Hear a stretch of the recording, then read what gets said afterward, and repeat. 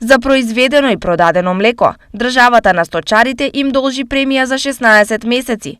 Последната исплата била за месеците мај-јуни 2022 година, што значи дека премија за млекото не е исплатена за 6 месеци во 2022 и за 10 месеци во 2023 година.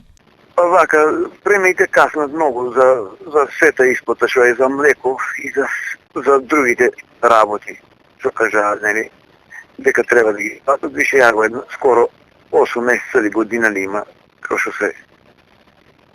што каснат.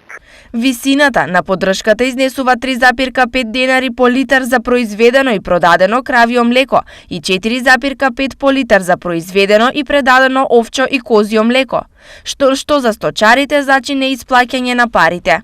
А без значат, како не значат, особено у сточарството значат многу. Не ги пушате за било што треба да земеш стока, жива стока и жива болест, што ви старите. Сепак, промена на ситуацијата до крајот на месецот најавува директорот на платежната агенција Никица Бачовски. Исплата на субвенциите ќе има до крајот на ноември, но за колку месеци во овој момент не можам да кажам.